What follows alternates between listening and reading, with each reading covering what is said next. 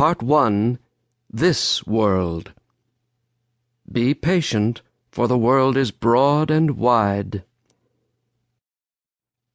Section 1, of the nature of Flatland.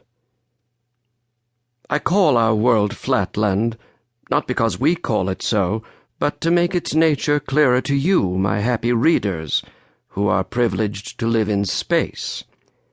Imagine a vast sheet of paper on which straight lines, triangles, squares, pentagons, hexagons, and other figures, instead of remaining fixed in their places, move freely about, on or in the surface, but without the power of rising above or sinking below it, very much like shadows, only hard and with luminous edges.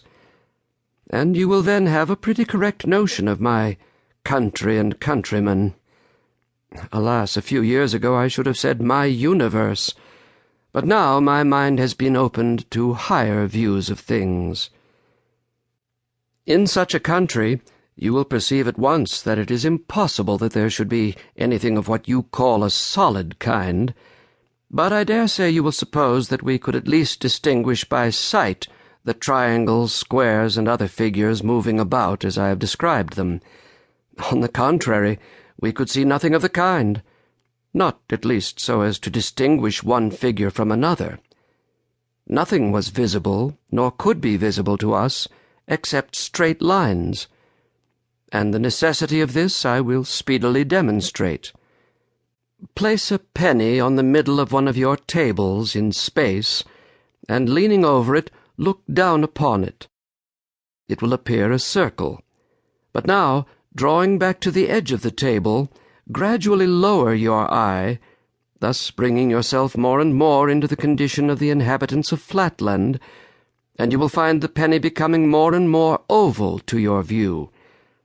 And at last, when you have placed your eye exactly on the edge of the table, so that you are, as it were, actually a Flatlander, the penny will then have ceased to appear oval at all, and will have become, so far as you can see, a straight line. The same thing would happen if you were to treat in the same way a triangle or square, or any other figure cut out of pasteboard. As soon as you look at it with your eye on the edge of the table, you will find that it ceases to appear to you a figure, and that it becomes in appearance a straight line. Take, for example, an equilateral triangle, who represents with us a tradesman of the respectable class. Figure 1 represents the tradesman as you would see him while you were bending over him from above. Figures 2 and 3 represent the tradesman as you would see him if your eye were close to the level, or all but on the level of the table. And if your eye were quite on the level of the table, and that is how we see him in Flatland, you would see nothing but a straight line. When I was in Spaceland, I heard that your sailors have very similar experiences while they traverse your seas, and discern some distant island or coast lying on the horizon.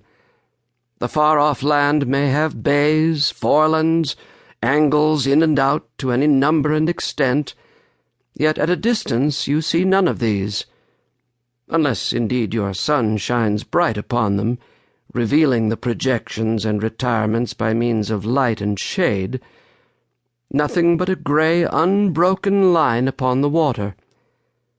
Well, that is just what we see when one of our triangular or other acquaintances comes towards us in Flatland. As there is neither sun with us, nor any light of such a kind as to make shadows, we have none of the helps to the sight that you have in Spaceland.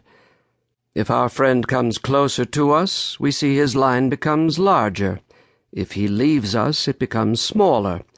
But still he looks like a straight line. Be he a triangle, square, pentagon, hexagon, circle, what you will, a straight line he looks, and nothing else.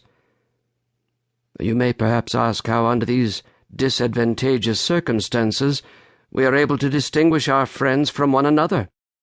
But the answer to this very natural question will be more fitly and easily given when I come to describe the inhabitants of Flatland. For the present, let me defer this subject.